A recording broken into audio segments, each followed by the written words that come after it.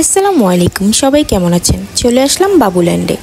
বাবুল্যান্ড বলতে বাচ্চাদের সম্পূর্ণ খেলার স্পেস দেওয়া আছে। এখানে একদমই সাজানো গোছানো একটা ঘর, যেখানে বাচ্চাদের সব ধরনের অ্যাক্টিভিটি আছে। বাংলাদেশ এসে তো আমার ছেলেকে নিয়ে কোথাও ঘোরাই হয় না, কারণ ও বেশিরভাগ অসুস্থ থাকে। ওর শরীর বাংলাদেশের আবহাওয়া শ্যুট করে না, এই কারণে ওকে নিয়ে কোথাও যাওয়া হয় না। বেশিরভাগ বাসায় থাকে। বাসায় থাকতে থাকতে বোরিং হয়ে যাচ্ছিল, কয়েকদিন যাবৎ কান্নাকাটি করছিল বের হওয়ার জন্য। তাই ভাবলাম ওকে নিয়ে একটু বাবুল্যান্ড থেকে ঘুরে আসি। বাংলাদেশে প্রায় অনেক জায়গায় নানা রকমের খেলার অ্যাক্টিভিটি আছে, বাট নারায়ণগঞ্জের এই বাবুল্যান্ডটা নতুন হয়েছে, বছরখানিক হবে। আজকাল তো সবাই ব্যস্ত থাকে, নানান কাজের চাপে নিজের বাচ্চাদেরকে তো সময় দেওয়া হয় না। আর শহরে তো বাসা থেকে বের হয়ে আর ঘুরতে যাওয়ার মতো কোনো স্পেসও নেই। তাই এই বাবুল্যান্ডটা হওয়াতে সবার অনেক সুবিধা হয়েছে। নারায়ণগঞ্জের বেশিরভাগ মানুষই বাচ্চাদেরকে সময় দেওয়ার জন্য নিয়ে আসেই বাবুল্যান্ডে।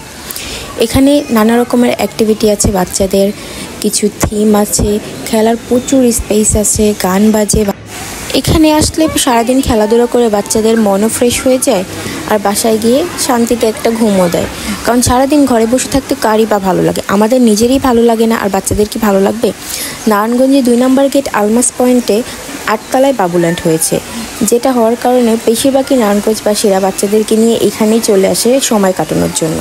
এক তো বাচ্চাদের মনও ফ্রেশ হয়ে যায়, খেলাধুলা করে খুব ভালো লাগে, আর বাবা মারও শান্তি যে বাচ্চারা কোথাও আজকে ঘুরতে পেরেছে, সারাটা দিন এনজয় করতে পেরেছে।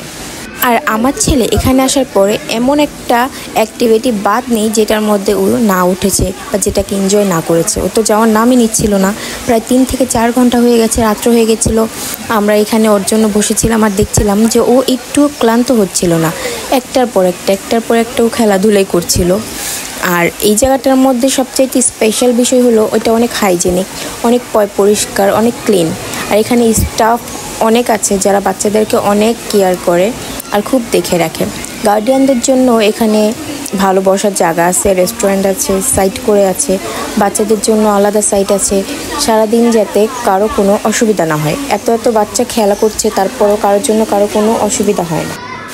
নর্মালি তো স্পেনে আমাদের এখানে মাদ্রিদে, শুধু মাদ্রিদে না, ইউরোপের প্রত্যেকটা কান্ট্রিতেই নানান জায়গায় পার্ক, বাচ্চাদের জন্য খেলার জায়গা, খোলামেলা, বাচ্চারা খুব এনজয় করে। বাট দেশে আসার পর থেকে আমার ছেলে শুধু বাসা, আমাদের বাসা, ওর দাদু বাসা, এছাড়া আর কোথাও যাওয়া হয়নি। তেমন একটা বাইরে ঘুরতেও নেইনি, তাই ভাবলাম এখানে নিয়ে আসি। আর এখানে খেলার পাশাপাশি বাচ্চাদের জন্য খাবার, বাচ্চাদের জন্য স্পেশাল রেস্টুরেন্ট, যেখানে সম্পূর্ণ হাইজেনিকভাবে খাবার তৈরি করা হয়, সমস্ত কিছু আছে যাতে বাচ্চাদের কোনো ক্ষতি না হয়, কোনো প্রবলেম না হয়। আর এখানকার শুধু একটাই রুলস, যেই আসুক না কেন জুতা রেখে মোজা পরে আসতে হবে, কারণ কোনো জীবাণু যাতে কোনো বাচ্চার ক্ষতি না করে। আর এখানে এসে আমার ছেলে অনেক মজা করেছে, খেলাধুলা করেছে, অনেক টায়ার্ড হয়ে গেছে, অনেক রাত্র হয়ে গেছে। এখন ওকে নিয়ে আমরা চলে যাচ্ছি বাসায়। সবাই ভালো থাকবেন, আসসালামু আলাইকুম।